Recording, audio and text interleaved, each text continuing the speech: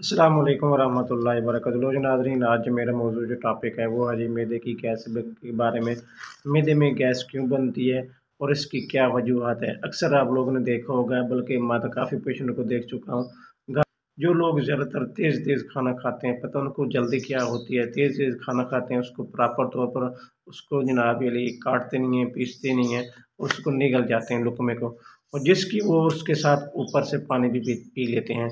और उन कुछ लोगों की तो ये आदत ये होती है कि खाने के दरमियान भी पानी पीते रहते हैं और खाना खाने के बाद फ़ौरन ही पानी पी लेते हैं, या उसके बाद जनाब फ़ौरन सिगरेट वगैरह पी लेते हैं या कॉफ़ी वगैरह पी लेते हैं, जिसकी वजह से मेन जो रीज़न है, इसकी वजह चाय की वजह से, सिगरेट की वजह से अक्सर आप लोगों को जनाब ये खाना जल्दी खाने की वजह से भी आप लोगों के पेट के अंदर जनाब गैस वगैरह बन जाती है।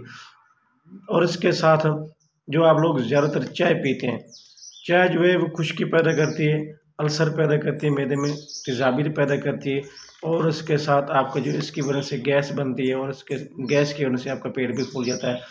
अक्सर ज़्यादातर तेज़-तेज़ खाना खाने की वजह से पेट के अंदर जो हवा भर जाती है, वो छोटी आंत में जब जाती है, उससे निकल कर जब बड़ी आंत में पहुँचती है, तो हवा जब वहाँ जाकर रुक जाती है, और इसी की वजह से आपका जो पेट है, वो बार-बार फूलना शुरू हो जाता है, वो बढ़ता ही जाता है और रुकने का नाम नहीं लेता।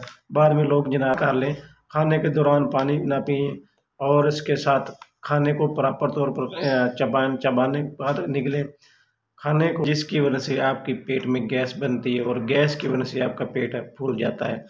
आप लोगों के लिए बहुत ही ये ऐसी मेडिसिन बताने जा रहा हूँ जिसके चंद कतरे इस्तेमाल करने के बाद आपकी जो पेट फूल चुका है या अक्सर ज़्यादातर गैस बनती रहती है, इनसे भी आप लोगों को निजात मिल जाएगी, बनना बंद हो जाएगी।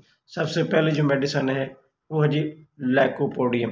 लाइकोपोडियम वो ऐसे मरीज़ होते हैं जिनका जनाब वज़न भी ज़्यादा होता है और उनका पेट भी ज़्यादा फुल होता है और मोटे होते हैं ज़्यादा। उन लोगों के लिए आपने मेडिसिन इस्तेमाल करनी लाइकोपोडियम 1 एम पोटेंसी में। आपने इसके 4 कतरे एक टाइम लेनी है, फिर 4 दिनों के बाद आपने फिर दोबारा लेनी है।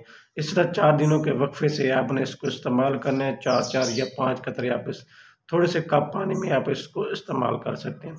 दूसरी जो मेडिसिन है वो है जी चाइना, वो भी 1 एमएल लेनी है आपने पोटेंसी, और उसको भी इस तरह इस्तेमाल करना है।